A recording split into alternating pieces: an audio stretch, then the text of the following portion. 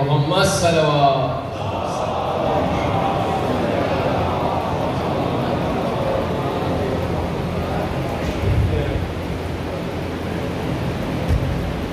میں اشعار پڑھوں. آپ سے درخواست ہے کہ درود کا سہارا لے کے تھوڑا آگے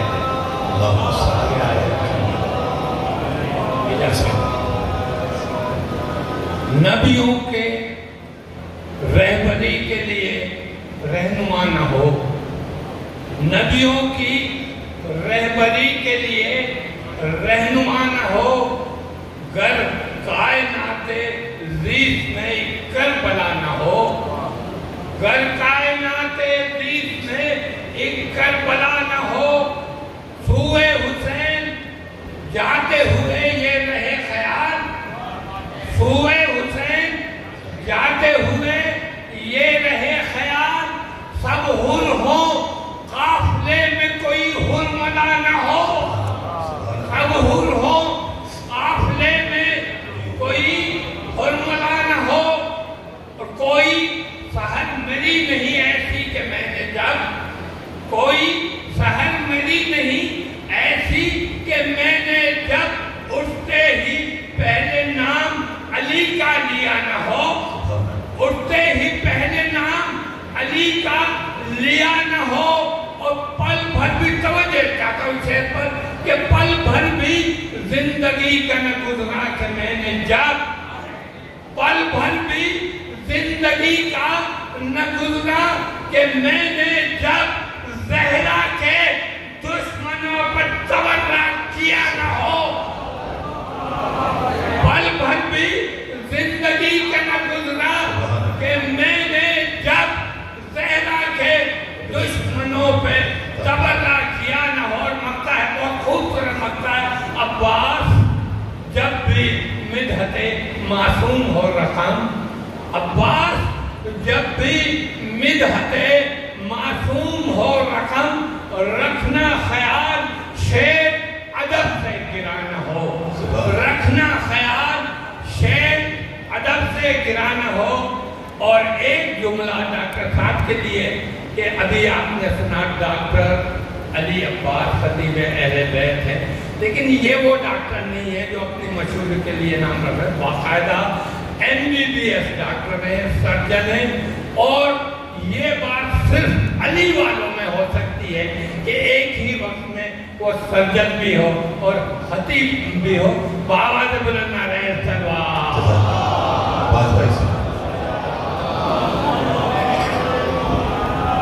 رحم اللہ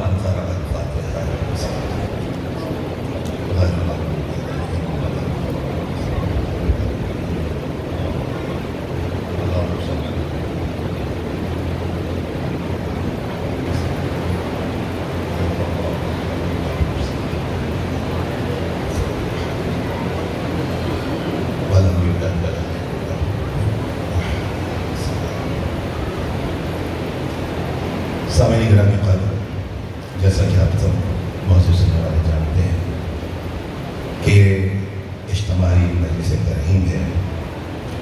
اور جن جن فیملیز نے اپنے مرحومین کے ناموں کا اندراج کروایا ہے وہ تعداد وہ لسٹ ایک بہت لمبی لسٹ ہے. تمام کے نام بیان نہیں کیے جا سکتے ہیں.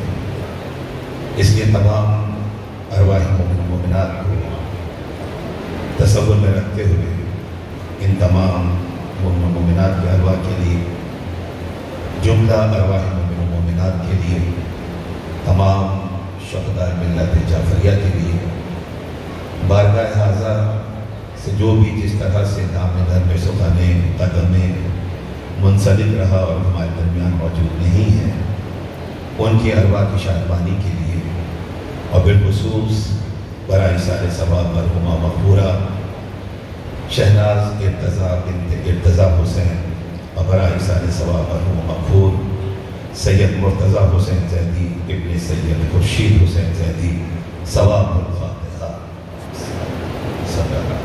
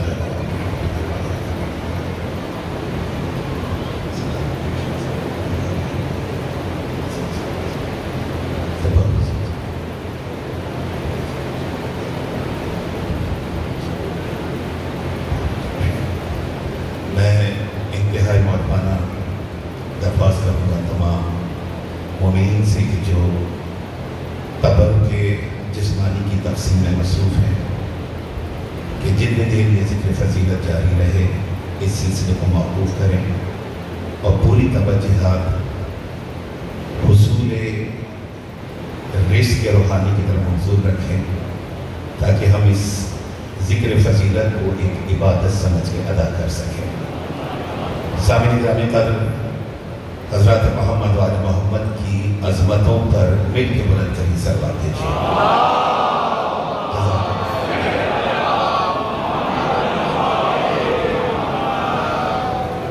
اعوذ باللہ السمیع العلیم من الشیطان اللعین الرجیم، بسم اللہ الرحمن الرحیم، الحمد للہ المالک الحق المبین، الصلاۃ والسلام وتحیۃ والاکرام علی اشرف الاولین والآخرین، خاتم الانبیاء وسید المرسلین، سیدنا و نبینا و شفیع ذنوبنا و طبیب نفوسنا و حبیب قلوبنا مولانا بالقاسم محمد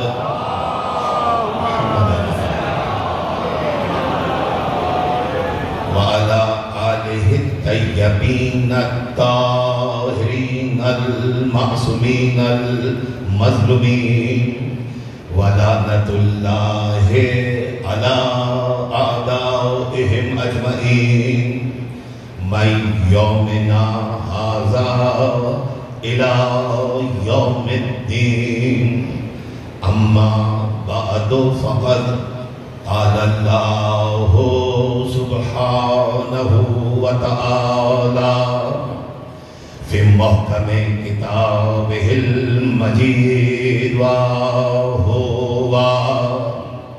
اصدق الصادقین وقولہ الحق، بسم اللہ الرحمن الرحیم، کل نفس ذائقۃ الموت وَنَبْلُكُمْ بِالشَّرِّ وَالْخَيْرِ فِتْنَةً وَإِلَيْنَا تُرْجَعُونَ۔ صلوات پر محمد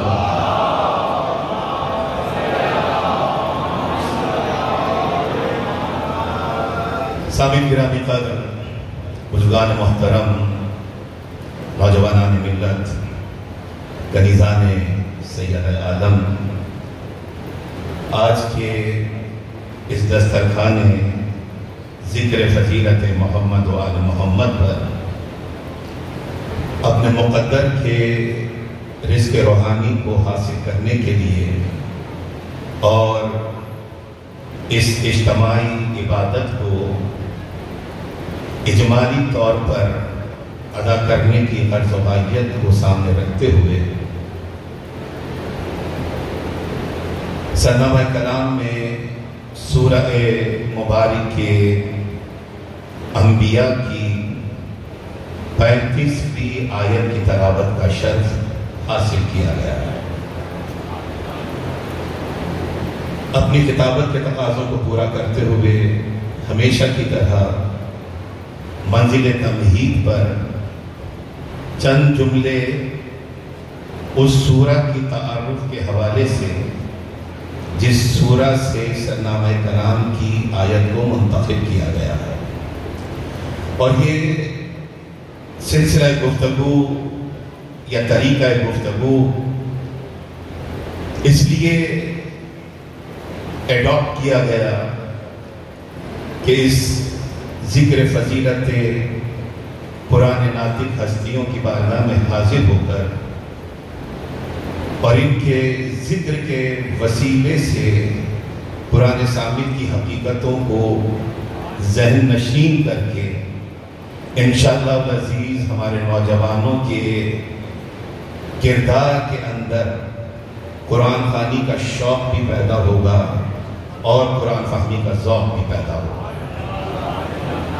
اور یہ بہت ضروری ہے۔ شاید تقریر میں یہ گفتگو بار بار آئی، یہ فکر بار بار ہم موضوع کے تحت اجمالی طور پر بیان کرنے کی کوشش کریں۔ سامعین گرامی کا قدر، میں نے عرض کیا کہ سورہ مبارک کے انبیاء سے سرنامہ کلام کی آیت کو منتخب کیا گیا ہے۔ سورہ مبارک کے انبیاء میرے موضوع سننے والے جانتے ہیں، میرے بزرگ، میرے دوست جانتے ہیں کہ جو تمہیدی جملے ہیں، ابتدائی جملے ہیں، یہ نوجوانوں کے لیے ہیں، بہنوں کے لیے، بیٹیوں کے لیے، اپنے بچوں کے لیے ہیں۔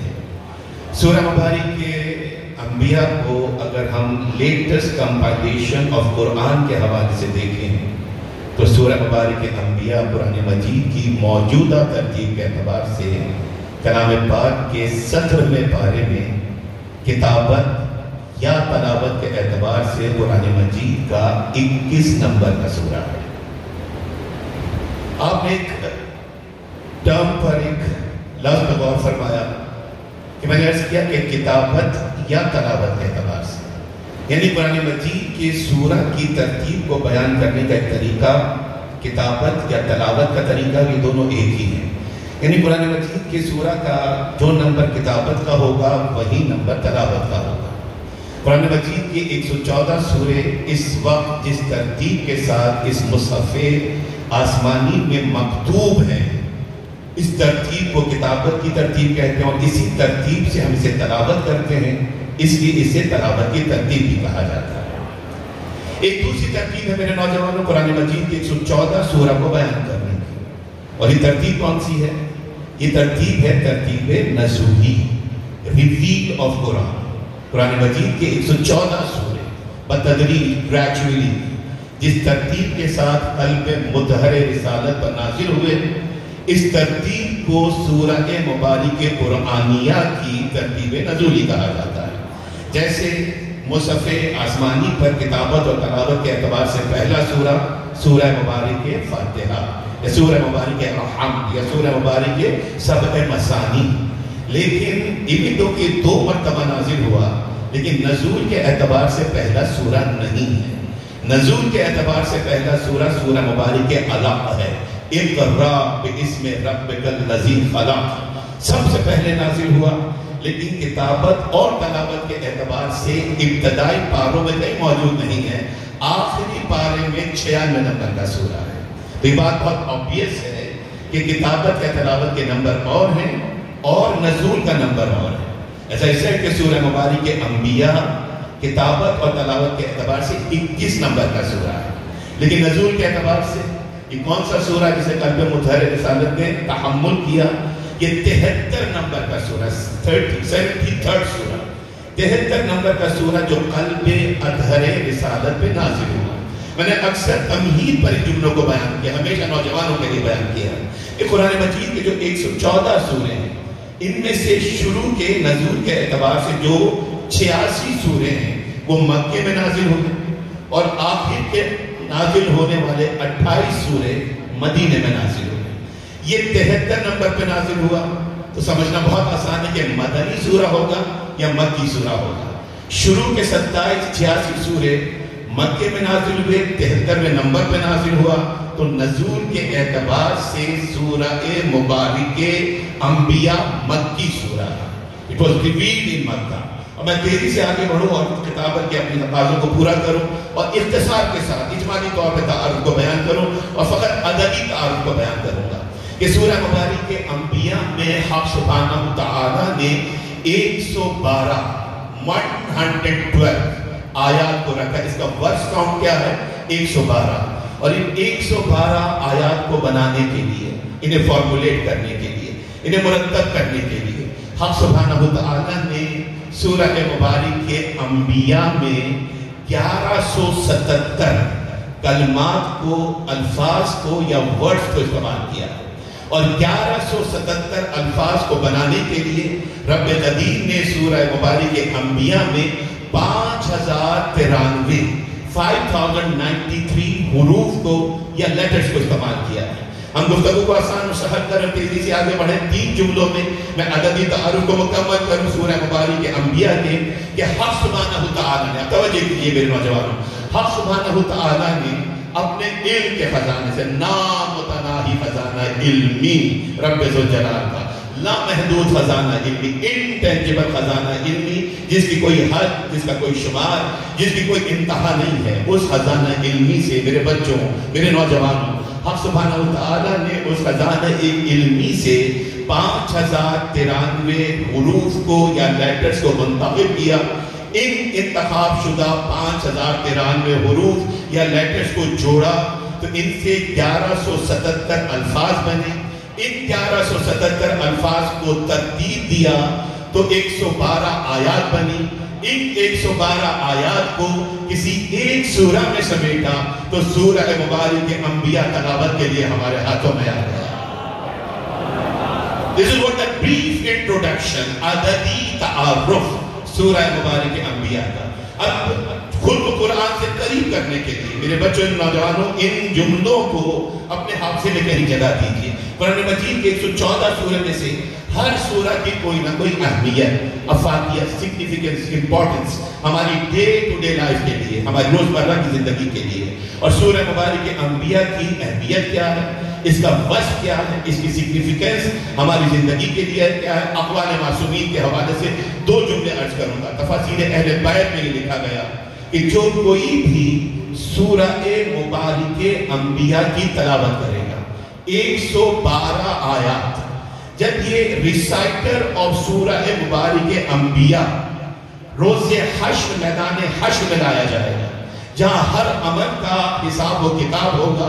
فَمَنْ يَعْمَلْ مِثْقَالَ ذَرَّةٍ خَيْرًا يَرَهُ, سورہ مبارک کے سردار نے آواز دی تھی. وَمَنْ يَعْمَلْ مِثْقَالَ شَرَّةٍ ذَرًّا يَرَهُ, جو ذرہ برابر نیکی لے کر آئے گا جزا پائے گا, جو ذرہ برابر برائی کر کے آئے گا سزا پائے گا. وہ دن اس کی سنگینی کتابوں میں آپ پڑھتے ہیں, علماء سے, خطبہ سے, ذاکرین سے آپ سنتے ہیں, لیکن یہ قول معصوم ہے, ضمانت معصوم ہے کہ جس نے اپنی زندگی میں کثرت کے ساتھ سورہ مبارک کے انبیاء کو تلاوت کیا ہوگا, روز محشر رب ذوالجلال اس سورہ کے پڑھنے کے اجر کے طور پر اس پڑھنے والے کے جزا و سزا کے حساب کو آسان کر دے. جو نیکیاں وہ کر کے گیا ہے, جو اعمال کر کے گیا ہے, اس کا حساب و کتاب اس کے لیے آسان ہو جائے گا. اور فرق یہ نہیں کہ حساب و کتاب آسان ہوگا. یہ کون سا سورہ ہے؟ انبیاء کا سورہ, سورہ انبیاء. اور بچوں کے لیے عرض کر رہا ہوں کہ پورے قرآن مجید میں الحمد سے لے کر والناس تک اگر آپ قرآن مجید کو دیکھیے تو کتنے انبیاء کا ذکر, 1,24,000 انبیاء میں سے کتنے انبیاء کا ذکر پورے قرآن میں موجود ہے؟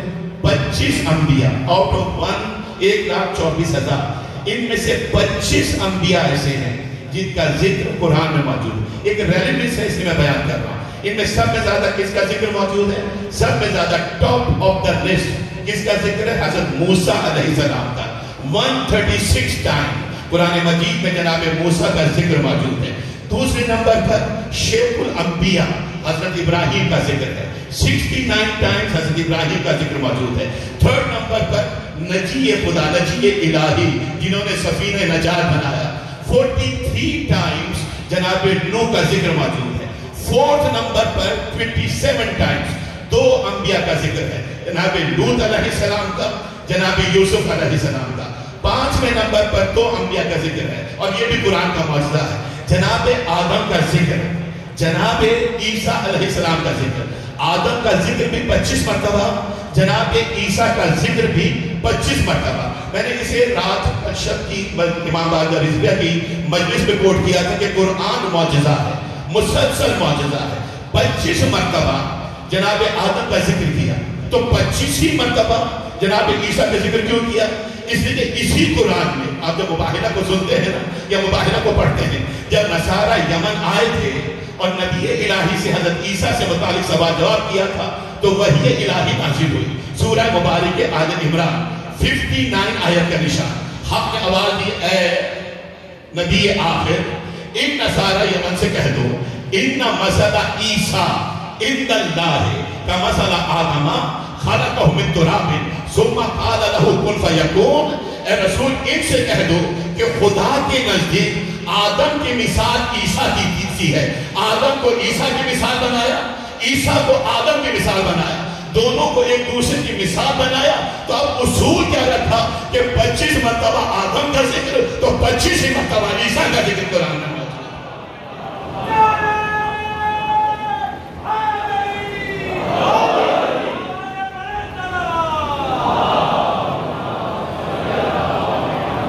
میں توقع کرتا ہوں کہ کوئی نوجوان کھڑے ہو کے کہے کہ ڈاکٹر صاحب آپ نے کہا کہ 25 انبیاء کا ذکر سب میں زیادہ جناب موسیٰ کا ذکر, یہ قرآن تو نبی آخر میں نازل ہوا, یہ قرآن تو جناب موسیٰ کے بھی رسول پہ نازل ہوا, جناب ابراہیم کے بھی رسول پہ نازل ہوا, جناب نوح کے بھی رسول پہ نازل ہوا.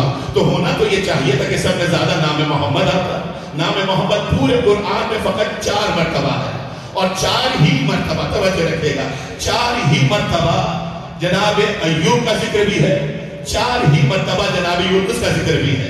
تو کیا ایوب اور یونس نبی آخر کے برابر ہو گئے کہ 4 مرتبہ ان کا نام, 4 مرتبہ ان دونوں انبیاء کا نام؟ دیکھیں اصول یہ ہے کہ انسان جس سے محبت کرتا ہے ہمیشہ اسے اس کے نام سے نہیں پکارا کرتا ہے, کبھی اس کے وصف سے پکارتا ہے, کبھی اس کے اوصاف سے پکارتا ہے, صفتوں سے پکارتا ہے. نام محمد 4 مرتبہ استعمال کیا, لیکن جب ذکر کرنے پر آیا تو کہیں یاسین کہہ کے پکار رہا ہے, کہیں طٰہٰ کہہ کے پکار رہا ہے, کہیں مزمل کہہ کے پکار رہا ہے. پورا قرآن یا محمد کا قصیدہ یا آل محمد کا قصیدہ.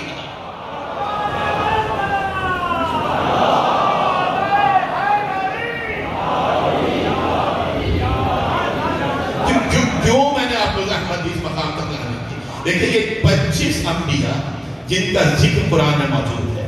تفسیر اہل بیت نے لکھا کہ ریسائٹر آف سورہ انبیاء جب میدان حشر میں کھڑا ہوگا, ہر دا لیسن میں کیا اسٹیٹس ایلیویشن ہے, کیا مقام ہے, کیا مرتبہ ہے سورہ مبارک کے انبیاء کی تلاوت کرنے والے کا, کہ جو انبیاء کی سورہ کو تلاوت کر کے رخصت ہوا ہوگا, جب میدان حشر میں کھڑا ہوگا تو وہ 25 انبیاء جن کا ذکر قرآن میں موجود ہے اس تلاوت کرنے والے سے ملاقات کرنے کے لیے آئیں گے.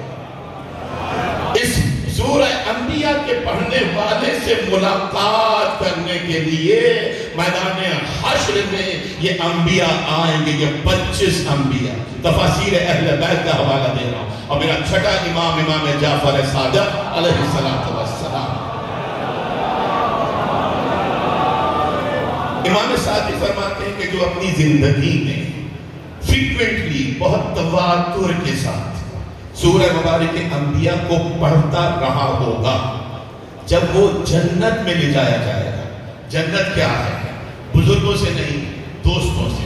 فیصلہ کیجئے اور یہیں پر فیصلہ کر کے اٹھئے تاکہ آپ حقیقتوں کے معارف کو حاصل کر سکیں, آپ دین و شریعت کے پیغامات کو حاصل کر سکیں, اور جیسے آئے تھے اس سے بہتر بن کر جائیں تاکہ دنیا کو یہ سمجھا سکیں کہ ذکر محمد و آل محمد کے فیض کو حاصل کر کے فیض مجلس اعظم کو حاصل کر کے آئے. اب مجھے بتائیے فیصلہ ہمیں یہی کرنا, جنت کیا ہے؟ 2 آپشن میں آپ کو دے رہا ہوں. جنت مکان ہے یا مقام ہے؟ بہت آسان سا سوال ہے, اور 2 ہی آپشنز ہیں, ایک ہاں دوسرا نہ. جنت اور بہت کلیئرٹی کے ساتھ میسج کرنے ہونا چاہیے, اس لیے کہ آپ محبان محمد و آل محمد ہیں, آپ خود کو مومن کہتے ہیں. میرے بچوں, میرے نوجوانوں, میری بہنوں, میری بیٹیوں, جو مومن ہے اس مومن کی شان کیا ہوتی ہے کہ مومن کی زندگی میں کوئی گرے زون نہیں ہوتا ہے, یا سیاہ ہوتا ہے یا سفید ہوتا ہے, یا اندھیرا ہوتا ہے یا اجالا ہوتا ہے. جو اندھیرا ہوتا ہے, سیاہ ہوتا ہے, اسے دل سے بھی نکالتا ہے, ذکر سے بھی نکالتا ہے. جو اجالا ہوتا ہے, نور ہوتا ہے, اسے دل میں بھی بلند کرتا ہے, ذکر میں بھی بلند کرتا ہے.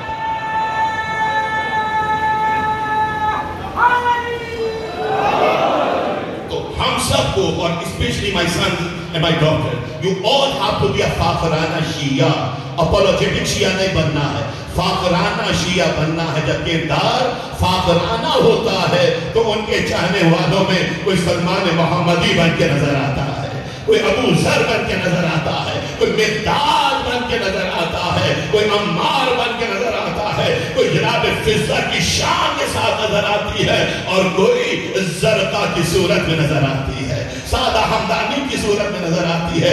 ضرورت اس امر کی ہے کہ کردار کو فاخرانہ بنائیے، کردار کو فاخرانہ بنائیے، فاخرانہ شیعہ بنیے۔ میرا سوال اسی جگہ پہ موجود ہے کہ جنت مکان ہے یا مقام ہے؟ فیصلہ کیجیے۔ جنت مکان ہے؟ اگر مکان ہے تو اس کی ریزننگ کیا ہے؟ جنت مقام ہے تو اس کی ریزننگ کیا ہے؟ دیکھیں، مکان چار دیواری سے بنتا ہے، اور مکان میں جو بھی آ جائے قید نہیں ہوا کرتی ہے، لیکن مقام کی جب بات آئے تو مقام حفظ مناطق کے مطابق ہوتا ہے۔ جنت مکان نہیں ہے کہ ہر جانے والا ایک ہی لیول پر ہوگا، وہاں پہ درجات نہیں ہوں گے۔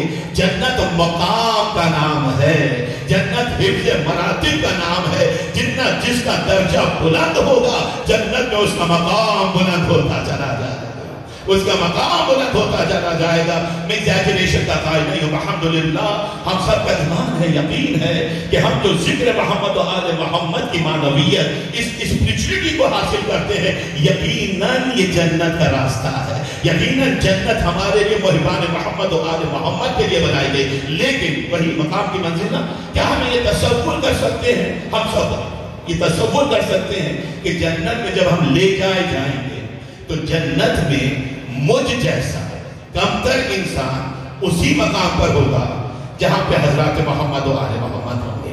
کیا میں بھی اسی مقام پر ہوں گا جہاں پر سید الشہداء اور ان کی سواری تشریف فرما ہوگی؟ اسی لیے کہ جنت مکان نہیں ہے، جنت مقام کا نام ہے۔ جیسے جیسے ابتدا و آزمائش سے درجات بلند ہوتے چلے جاتے ہیں، جنت میں درجات بلند ہوتے چلے جاتے ہیں۔ علامہ باقر مجلسی نے مستند ترین حوالوں سے اس روایت کو تحریر کیا اپنی کتابوں میں کہ جنت میں سرکار سید الشہداء کا مقام اتنا اعلیٰ و عرفہ ہوگا کہ مولا کا ہر چاہنے والا 70 سال کے بعد ایک مرتبہ نواز رسول کی زیارت کے شرف کو حاصل کرے۔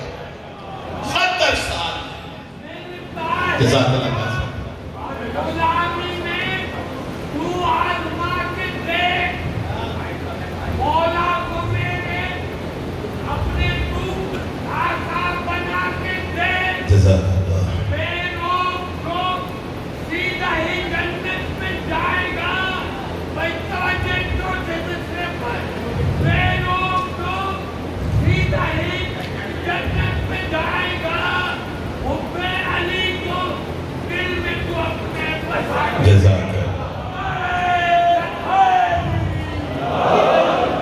رباط بھائی، جنت کی تقسیم یہ ہستیاں تو بہت اعلیٰ و عرفہ ہیں، ان کا غلام بہلول جنت کا پروانہ تقسیم کرنے کا قدر کرتا ہے۔ مل کے بلند ترین سلوات بھیجیے حضرت محمد والا۔ تو اب جنت ایک مقام ہے، بہت کلیئرٹی کے ساتھ یہ میسج کنوے ہوا، اور ابھی تک میں سرنامہ کلام کی آیت پر موجود ہوں۔ ہم گفتگو کو آگے نہیں بڑھا سکے، دامن وقت میں بہت زیادہ تحمل نہیں ہے، ظرفیت کے وقت گنجائش نہیں رکھتی ہے، مجھے روانی کے ساتھ گزرنا ہے۔ امام صادق یہ فرماتے ہیں کہ جو فریکوینٹلی اپنی زندگی میں سورہ انبیاء کی تلاوت کرتا رہا ہوگا، وہ جنت میں اس مقام پر ہوگا جہاں انبیاء کا نشیمن ہوگا، جہاں انبیاء الہی موجود ہوں گے، ان کی ہم نشینی کا شرف سورہ مبارک انبیاء کی تلاوت کرنے والے کو حاصل ہوگا۔ اور پھر معصوم کی یہ ضمانت ہے کہ جو سورہ مبارک انبیاء کا تعویذ بنا کر اپنے پاس رکھے گا، رب ذوالجلال اسے ہر اسٹریس سے، ہر وری سے، ہر پریشانی سے، ہر فکر سے، ہر تفکر سے نجات دے گا۔ جس طرح سے ڈپریشن ہے، فرسٹریشن ہے، اینزائٹی ہے، سورہ مبارک ضحیٰ 93 نمبر کا سورہ، اس کا سننا، اس کا پڑھنا is a complete remedy for frustration, depression and anxiety۔ اسی طرح سے اگر اسٹریس ہے، کوئی پریشانی ہے، کوئی فکر لاحق ہے، سورہ انبیاء کو پڑھیے، معصوم کہتے ہیں ہر فکر ختم ہو جائے گا، ہر پریشانی ختم ہو جائے گا۔ سامعین گرامی، 25 انبیاء کا ذکر قرآن میں موجود ہے، اور ان 25 انبیاء میں سے 16 انبیاء کا ذکر اس سورہ مبارک انبیاء کے اندر موجود ہے۔ اسی سورہ مبارک انبیاء میں 87 اور 88 نمبر کی آیات کو آپ نماز غفیلہ میں تلاوت کرتے ہیں۔ اسی سورہ مبارک انبیاء کی 105 نمبر کی آیت میں رب ذوالجلال نے انہیریٹنس آف ارتھ، جو کہ رائٹیس لوگ ہیں کہ رب ذوالجلال نے آواز دی کہ بالآخر ہم زمین کا وارث انہیں بنائیں گے جو عباد الصالحین ہوں گے۔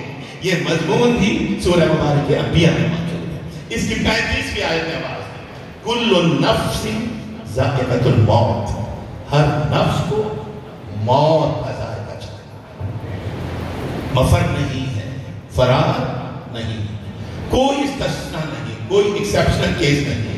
جو دنیا میں آیا ہے ناؤ اینڈ دین مخصوص عرصہ حیات کو مکمل کر کے اسے اس دنیا سے رخصت ہو جانا، کوئی بھی ہمیشہ کے لیے اس دنیا میں نہیں ہے۔ اگر کوئی عمر خضر بھی رکھتا ہے تو اختتام میں عمر خضر کہیں نہ کہیں موجود ہے۔ تو رب نے آواز دی سورہ مبارک انبیاء کی 35ویں آیت کہ ہر نفس کو موت کا ذائقہ چکھنا ہے۔ وَنَبْلُكُمْ بِالشَّرِّ وَخَيْرِ فِتْنَةً وَإِلَيْنَا تُرْجَعُونَ، اور پھر اس دنیا میں ہم انسان کو شر سے بھی آزمائیں گے اور خیر سے بھی آزمائیں گے، اور پھر تم سب کو پلٹ کر بارگاہ قدرت میں حاضری دینی ہے۔ کسی نے میرے چھٹے امام جعفر صادق علیہ السلام کہ فرزند زہرا، اے فرزند رسول، جو رب قدیر نے آواز دی کہ ہم شر سے بھی آزمائیں گے، ہم خیر سے بھی آزمائیں گے۔ تو یہ آزمائشیں کن چیزوں سے، شر کیا ہے، خیر کیا ہے؟ میرا مولا فرماتا ہے کہ رب ذوالجلال بیماری دے کر اور تندرستی دے کر شر کے ذریعے سے آزمائے گا، اور مالداری دے کر اور صحت دے کر خیر کے ذریعے سے آزمائے گا۔ گفتگو آگے بڑھی تو انشاءاللہ کچھ موارد آئیں گے بیچ میں۔ کل نفس ذائقۃ الموت، اتنا اہم ہے یہ موضوع کہ اس جملے کو ہم سبحانہ وتعالی نے قرآن مجید میں ایک نہیں 3 مقامات پہ بیان کیا۔ سورہ مبارک انبیاء کی 35ویں آیت میں، اس سے پہلے دوسرا سورہ مبارک آل عمران، اس کی 185 نمبر کی آیت میں، اور پھر اس سے تھوڑا سا فاصلے پر سورہ مبارک عنکبوت 29 نمبر کا سورہ تلاوت و کتابت کے اعتبار سے اس کی 57 نمبر کی آیت میں اسی مضمون کو بیان کیا کہ ہر نفس کو موت کا ذائقہ چکھنا ہے۔ دامن وقت میں تحمل نہیں کہ میں مائنر ڈیٹیلز کو ایڈریس کر سکوں، لیکن ایک لطیف نقطہ ہے، اہل دانش یقیناً اس کی ستائش فرمائیں گے کہ جو یہ ذائقہ ہے نا، جو لفظ ہے کل نفس ذائقۃ الموت، یہ ذائقہ اسم فاعل کے لیے آتا ہے۔ عربی میں نفس مؤنث ہے، اردو میں نفس مذکر ہے، لیکن عربی میں نفس مذکر نہیں ہے، مؤنث ہے، اس لیے ذائق نہیں کہا، ذائق اسم فاعل مذکر ہے، ذائقۃ اسم فاعل مؤنث ہے۔ چونکہ عربی میں نفس مؤنث ہے، اس لیے مؤنث کے اسم فاعل کو استعمال کیا۔ اب نفس کی منزل میں کہتے ہیں نفس امارہ، امارہ صفت مؤنث ہے، اس کا مذکر امار ہے، نفس امار نہیں کہتے، اس لیے کہ عربی میں نفس مؤنث ہے تو مؤنث کی جگہ امار کی جگہ امارہ استعمال ہوا، لوام کی جگہ دوامہ استعمال ہوا، اس لیے کہ یہ مؤنث کا لفظ ہے۔ ہر نفس کو موت کا ذائقہ چکھنا ہے۔ اب موت کیا ہے؟ موت سے خوف بچا ہے؟ کیا موت کا خوف دلوں میں ہونا چاہیے؟ نہیں۔ کیا ہے موت؟ حقیقت موت کیا ہے؟ موت وجودی ہے یا عدمی ہے؟ جیسے ہم نے فیصلہ کیا جنت مقام ہے یا مقام ہے، اسی طرح سے بہت کلیئرٹی کے ساتھ کہ موت وجودی ہے یا عدمی ہے۔ موت کس حقیقت کا نام ہے؟ سورہ مبارک کے ملک آپ نماز عشاء کے بعد پڑھتے ہیں، فراوانی رزق کے لیے، کشادگی روزگار کے لیے۔ سورہ مبارک کے ملک میں آواز دی الذی خلق الموت والحیات وَلِيَبْلَوَكُمْ، میں پوری آیت کو نہیں پڑھوں گا۔ خدا وہ ہے جس نے موت کو بھی خلق کیا، حیات کو بھی خلق کیا، یعنی موت مخلوق الہی میں سے ہے، اس لیے آدمی نہیں ہے، وجودی ہے۔ بہت آسان کر رہا ہوں گفتگو کو، طویل موضوع ہے، میں اختصار کے ساتھ بیان کر رہا ہوں، اجمالی گفتگو ہے۔ موت آدمی نہیں ہے، وجودی ہے، اور ہر وجود کے لیے فنا ہے۔ جس طرح سے ہر وجود کو فنا ہونا ہے اور موت چونکہ وجودی ہے، اس لیے موت کی بھی فنا کہیں نہ کہیں موجود ہے۔ موت کی فنا کہیں نہ کہیں موجود ہے۔ خود صادق آل محمد امام ششم امام جعفر صادق علیہ السلام، اسے لے کر صلوات ہدیہ کیجئے حضرات محمد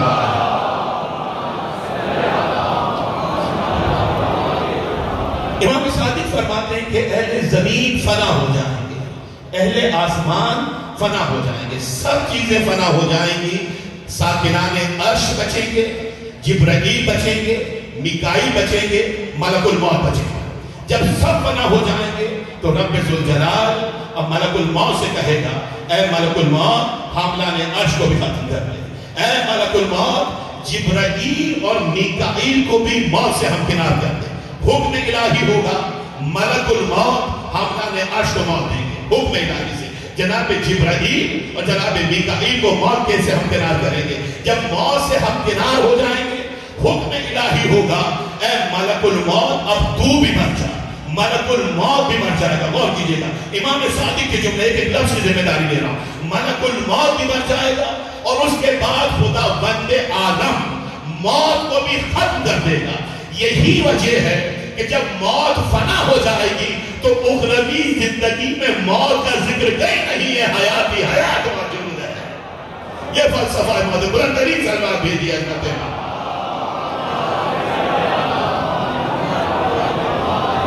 موت بھی ختم ہو گئی تو اب حیات اخروی زندگی ہی زندگی ہے۔ علامہ اقبال نے دو مصروں میں کہا تھا نا کہ تیرے آزاد بندوں کی نہ یہ دنیا نہ وہ دنیا، تیرے آزاد بندوں کی نہ یہ دنیا نہ وہ دنیا، یہاں مرنے پہ پابند، یہاں مرنے کی پابندی وہاں جینے کی پابندی، یہاں موت سے ہمکنار ہونا ہے، وہاں ہمیشہ باقی رہنا ہے۔ لیکن ہمیشہ کسے باقی رہنا ہے؟ یہ موضوع اگر شروع کیا تو طویل موضوع ہو جائے گا۔ ہر نفس موت سے ہمکنار ہوگا، اور جو خدا کے بتلائے ہوئے راستے پہ چلے گا، جو دولت ایمان کے ساتھ چلے گا۔ 3 دن کے بعد آپ امام پنجم کی شہادت کی تاریخ سے منسلک ہو جائے گی۔ دامن وقت اگر اجازت دے گا تو اختصار کے ساتھ امام باقر علیہ السلام کا ایک پیغام اپنے موضوع سننے والوں کی سماعتوں کی نظر کروں گا۔ مل کے بلند ترین سلوات بھیجیے حضرت محمد۔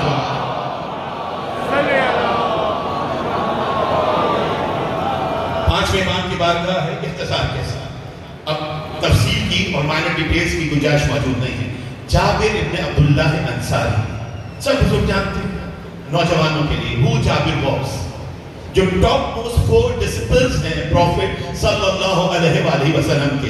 ٹاپ آف دا لسٹ جناب سلمان محمدی، دین جناب ابو ذر غفاری، اس کے بعد جناب مقداد بن اسود، پھر جناب عمار یاسر۔ یہ ٹاپ موسٹ 4 ڈسپلز کمپینین اصحاب رسول جو ہیں، ان کے بعد جن اصحاب کا رتبہ آتا ہے، ان باقی ماندہ اصحاب میں سب سے بلند ذات ہے جناب جابر ابن عبداللہ انصاری۔ اتنا بلند کردار ہے کہ کائنات کے سب سے بڑے امین نے اپنی امانت جناب جابر کے حوالے کی ہے، اور اتنا ٹرسٹ وردی ہے کردار جناب جابر ابن عبداللہ انصاری کہ بانو دو جہاں نے ہم تک حدیث قصہ کا تحفہ پہنچایا تو جناب جابر کے ذریعے سے پہنچایا۔ جناب جابر کے مقام کو اس پر ڈسکس کرنا میرا موضوع نہیں ہے، نہیں تو سوشل ویلیو جو ہمارے سامنے جناب جابر نے پیش کی، اپنے بہنوں کا جس طرح سے خیال رکھا، اپنی باپ کی اطاعت کا حق جس طرح سے ادا کیا، اپنی 8 بہنوں کے لیے اپنی میرٹل لائف کو جس طرح سے کمپرومائز کیا، وہ پوری سوسائٹی کے لیے گولڈن میسج ہے۔ کبھی موقع ملا تو انشاءاللہ ہم اس موضوع کو بیان کریں گے۔ جناب جابر ابن عبداللہ انصاری خدمت امام باقر نے سرکار دو جہاں کا پیغام پہنچایا۔ اختصار کے ساتھ اصل مضمون پر آؤں، جناب امام پنجم نے جابر کی طرف دیکھا اور ایک سوال کیا، جابر آپ نے اتنی صحبتوں کو حاصل کیا ہے، اتنی صحبتوں کو حاصل کر کے اب آپ خود کو ایمان کی کس منزل پہ پاتے ہیں؟ بہت کلیئرٹی کے ساتھ یہ میسج کرنے ہونا چاہیے۔ اختصار کے ساتھ جابر نے سنا اے فرزند رسول، اے فرزند زہرا، اب خود کو میں اس منزل پر پاتا ہوں، 7 معصومین کی صحبت کا فیض حاصل کیا، 5 امام کی زیارت سے مشرف ہوئے، کیا مقام ہوگا، کیا مرتبہ ہوگا؟ کہا اب خود کو امام کی اس منزل پر پاتا ہوں کہ میں، ایک لفظ غور فرمائیے گا، کہ میں ضعیفی کو جوانی سے بہتر سمجھتا ہوں، میں تندرستی کو مالداری سے بہتر سمجھتا ہوں، میں بیماری کو صحت سے بہتر سمجھتا ہوں۔ یہ 3 جملے گئے، گولڈن جملے، and then he kept quiet، خاموش ہو۔ میرے 5ویں امام نے توقف کیا، کچھ دیر انتظار کیا، کہا بس جابر، بس جو آپ کو کہنا تھا آپ کہہ چکے ہیں، کہا فرزند زہرا مجھے اتنا ہی بیان کرنا تھا۔ اگلا جو جملہ ہے امام کا توجہ کے ساتھ سنیے گا، امام فرماتے ہیں کہ جابر اتنی صحبتوں کو حاصل کرنے کے بعد تمہارا ایمان یہیں تک پہنچا ہے کہ تم کہتے ہو کہ میں ضعیفی کو جوانی سے بہتر سمجھتا ہوں، میں بیماری کو صحت سے بہتر سمجھتا ہوں، میں تندرستی کو غریبی سے بہتر سمجھتا ہوں، بس یہیں تک تمہارا ایمان پہنچا۔ کہ مولانا پھر مجھے کیا جواب دینا چاہیے تھا؟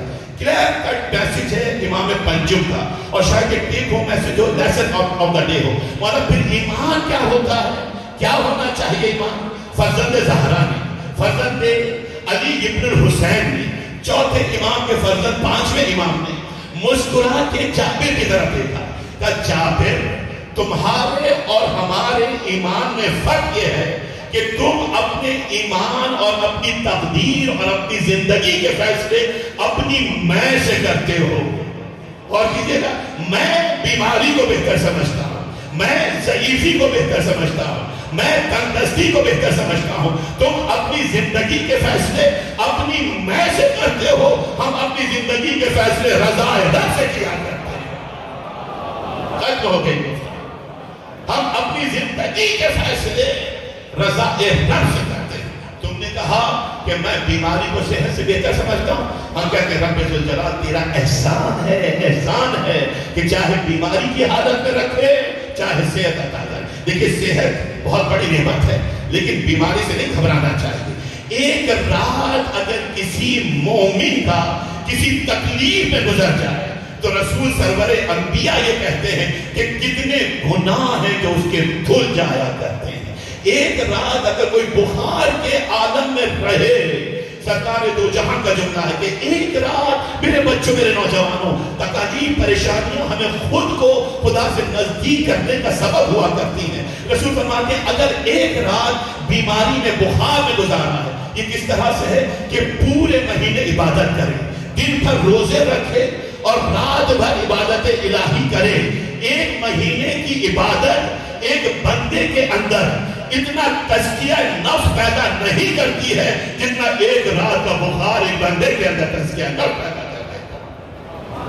خود کو خدا سے نزدیک کرنے کا ذریعہ بنائیے۔ خدا کا محبوب رسول بھی یہ فرماتا ہے، امام صادق بھی یہ فرماتے ہیں کہ اگر 40 دن گزر جائیں، کوئی پریشانی نہ آئے، کوئی تکلیف نہ آئے، کوئی بچے سب ٹھیک رہیں، زوجہ ٹھیک رہے، گھر میں کوئی پریشانی نہ ہو، مال و اسباب کے حوالے سے کوئی پریشانی نہ ہو، روپے پیسے کے حوالے سے کوئی پریشانی نہ ہو، صحت کے حوالے سے 40 دن گزر جائیں کوئی پریشانی نہ ہو، تو سنو فوراً کلمہ پڑھو کہ کہیں کافر تو نہیں ہو گئے ہو۔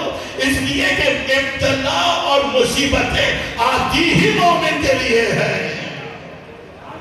ابتلا اور مصیبت آتی ہی مومن کے لیے۔ طویل موضوع ہے جسے میں اختصار کے ساتھ بیان کرنے کی کوشش کر رہا ہوں۔ میرا 4تھا امام یہ کہتا ہے کلمہ پڑھے ہو تو 40 دن تک کسی پریشانی میں مبتلا نہ ہو، 40 دن تک کوئی فکر اسے درپیش نہ ہو، 40 دن تک گھر بار اہل و عیال کے حوالے سے کسی پریشانی میں مبتلا نہ ہو۔ وہ استغفار پڑھے، وہ توبہ کرے، وہ خدا سے مغفرت طلب کرے۔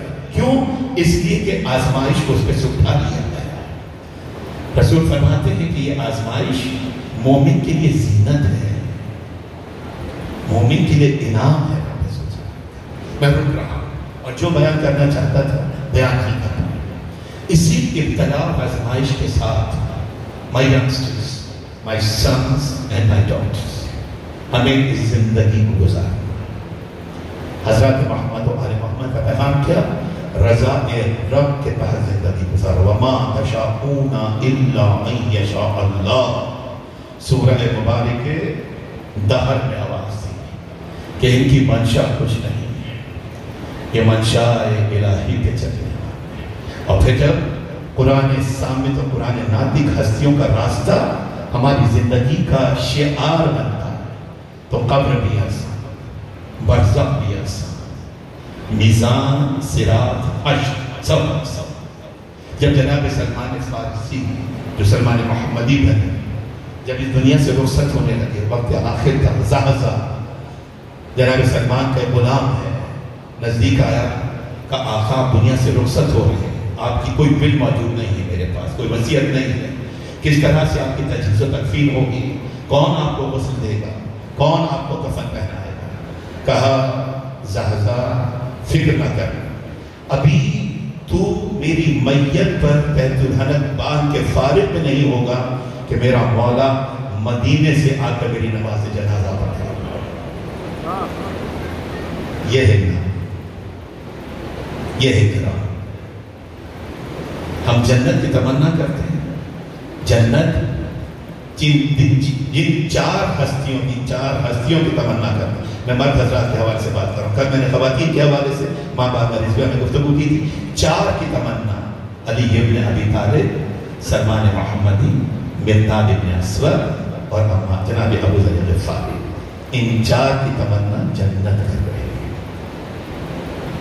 اور یہی ہوا جیسے جناب سلمان محمدی نے کہا تھا، جیسے ہی رخصت ہوئے روح کفر سلسلی سے پرواز کر کے گئی، باجازت امامت میرا مولا مدینے سے مدائن پہنچا۔ میں تفصیل میں نہیں جاؤں گا، لیکن اس جملے کو تحمل کیجئے۔ پہنچے، چہرہ جناب سلمان محمدی سے کفن کا پارچہ ہٹایا۔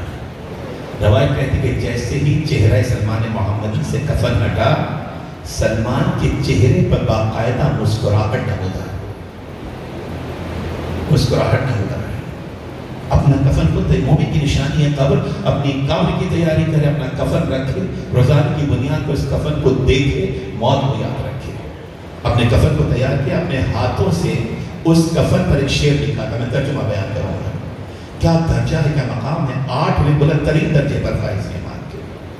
اور شعر کیا لکھتے ہیں کہ میں وہ مسافر ہوں جس کے نامہ اعمال میں کوئی نیکی نہیں ہے اور جو قلب سلیم بھی نہیں رکھتا۔ قرآن کی ایک آیت کی تفسیر لکھی ہوئی، نہ میرے پاس زاد راہ کے طور پر نیکیاں ہیں اور نہ ہی کون سلمان جیسا صاحب ایمان یہ لکھ رہا ہے، اور نہ ہی میرے پاس قلب سلیم ہے۔ امیر کائنات مسکرائے، اپنے دست امامت سے اسی قافیے کے ساتھ نیچے شعر لکھا، اے سلمان جس کریم کی بارگاہ میں تو جا رہا، ترجمہ بیان کرو، اس کریم کے دسترخوان پر جاتے وقت ذات راہ لے کر جانا سب سے قبیح بات ہے، اس کی کریمی پہ غور کر۔ یہ بڑا موضوع کبھی بیان کروں گا۔ خود معصومین کے الفاظ ہیں کہ رب ذوالجلال اے پاک پروردگار، ہمیں اپنی عبادتوں اور ریاضتوں پر اتنا بھروسہ نہیں ہے جتنی تیری شان کریمی پہ بھروسہ ہے، شان رحیمی پہ بھروسہ ہے، جو سب کچھ لٹا کر اس کے ذکر کو سر بلند کرے۔ رب کریم اسے نفس مطمئنہ کہہ کے پکارا،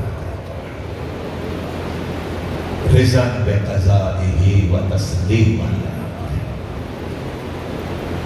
تعداد مرحومین کے سارے ثواب کی مجلس سے، کسی کا باپ بچھڑا، کسی کا بھائی رخصت ہوا، کسی کا سہاگ اجڑا، کسی کی سر سے ماں کا سایہ اٹھا۔ میرے لیے مشکل ہے، مجلس سے پہلے خواجہ نقوی صاحب برادرم سے مرثی اور مجلس کی اعتبار کے حوالے سے گفتگو ہو رہی تھی، تو میں نے اسے یہ وعدہ کیا تھا کہ میں کوشش کروں گا کہ ہر دکھی دل کے لیے اس ذکر مسائل میں کوئی مداوع ہو سکے۔ ایک باپ کا ذکر، ایک بیٹی کا ذکر، ایک بہن کا ذکر، ایک بیٹے کا ذکر، ایک ماں کا ذکر۔ عزاداروں، لٹا ہوا قافلہ کربلا سے چلا ہے، یتیموں کا قافلہ چلا ہے، بیواؤں کا قافلہ چلا ہے، جن کے والی و وارث نہ رہے ان بیویوں کا قافلہ چلا۔ مناقب کی روایت ہے کہ ابھی یہ لٹا ہوا قافلہ کوفے سے نزدیک پہنچا تھا. آگے آگے شہداء کے سر تھے عزاداروں. سب سے آگے وہ نیزہ خولی کے ہاتھ میں تھا جس کے سر مظلوم کربلا تھا. سرکار سید الشہداء کا سر نوک نیزہ پہ بلند ہے. مناقب کی روایت کہتی ہے کہ جب کوفے کے نزدیک یہ قافلہ پہنچا تو خولی ملعون کے ہاتھ سے وہ نیزہ چھٹا جس پہ سر مظلوم کربلا تھا اور ریگے گرم پہ گڑ کے رہ گیا. عزاداروں خولی نے لام چاہا کہ اس نیزے کو جنبش لے، لیکن جب نیزہ نہ ہلا شبر ملعون کے پاس پہنچا. اجرکم ربکم عزاداروں پورا ماجرا بیان کیا. شبر لئی نے تازیانہ اٹھایا. میری زبان قطع ہو جاتی میں نہ بیان کرتا. ایک مرتبہ تازیانہ اٹھایا. صبر کے امام میرے مولا سید الساجدین کے نزدیک پہنچا. پشت اقدس کو فکار کرنا شروع کیا. کہا علی ابن الحسین بابا سے کہیے آگے بڑھیں، حسین ابن علی سے کہیے آگے بڑھیں. عزاداروں خدا آپ کے گھروں کو شاد و آباد رکھے، والی و والی سلامت رہے. میرا مظلوم امام اپنی ہتھڑیوں پیڑیوں کو سنبھالا، لنگر گھراں کو سنبھالا، توق خاردار کو سنبھالا. 25 برس کا جوان بیٹا عزاداروں 57 برس کے بابا کے کٹے ہوئے سر کے نزدیک پہنچا اور حسرت و یاد سے فقط ایک جملہ کہا، بابا میری پشت تازیانوں سے فکار ہے بابا. ارے بابا یہ نہیں مجھے اذیت دیتے ہیں. بابا سواری کو آگے بڑھائیے، بابا سر اقدس کو آگے بڑھائیے. اجرکم ربکم عزاداروں. عزاداروں روایت کہتے ہیں کہ مرتبہ جیسے ہی امام سجاد نے یہ کہا ہے نا باعجاز امامت سر مظلوم کربلا سے آواز آئی. عزاداروں خدا آپ کی بیٹیوں کو سلامت رکھے، آپ کے گھروں کے آنگن آباد رہے. سر مظلوم کربلا سے آواز آئی، میری جان سید سجاد، میرے لال سید سجاد، میں کیسے آگے بڑھوں؟ میرے سینے پہ سونے والی سکینہ، میری جان سید سجاد، میرے نازوں کی پالی سکینہ پشت ناقہ سے گر گئی ہے. اگر بیٹی نہ ہوگی پھر سکینہ بابا آگے نہ جائے گا. اجرکم ربکم عزاداروں. بہنوں والے بھائیوں والی بہنیں موجود ہیں، بہنوں والے بھائی موجود ہیں. جیسے یہ جملہ سر اقدس سے بلند ہوا ہے نا، روایت کہتی ہے ریگے گرم پہ کھڑے ہو کر میرے بیمار امام نے جملے کو سنا. پشت ناقہ پر ثانیہ زہرا نے بھائی کا جملہ سنا. مناقب کی روایت کہتی ہے کہ علی کی شیر دل بیٹی نے خود کو ناقے سے گرایا. اے یتیم حسین، اے بابا کی چاہنے والی، آواز دو سکینہ، ہمیں بلاؤ سکینہ، ہمیں آواز دو سکینہ. عزاداروں خدا آپ کو کوئی غم نہ دے سوائے غم اہل بیت کے. میں نے روانی میں جملہ عرض کیا، آپ نے آنسوؤں کی روانی میں جملے کو سنا کہ بی بی نے خود کو ناقے سے گرایا. آپ 8 محرم کو سر و سینہ پیٹتے ہیں نا کہ عباس باوفا کے بازو قلم ہو چکے تھے. کس طرح سے گھوڑے سے نہر فرات کی زمین تک آئے ہوں گے، کیسے سہارا لیا ہوگا. میں ہاتھوں کو جوڑوں کہ وہ علی کا شیر تھا، وہ شیر خدا کا شیر تھا، وہ گھوڑے سے گرا سنبھالا ہوگا. مجھے اتنا بتاؤ عزاداروں کہ ثانیہ زہرا ہاتھ پسے پشت بندھے ہوئے، گھوڑا نہیں ناقہ. عزاداروں کیسے خود کو گرایا، کیسے خود کو سنبھالا. نجف کی طرف دیکھا، یا علی، یا علی، آئیے بابا، آئیے کل کے مشکل کشا. اجرکم ربکم عزاداروں. چلی رات کی تاریکی ہے، بی بی چلی، ثانیہ زہرا چلی. اے یتیم حسین، ہمیں بابا سے شرمندہ نہ کرنا.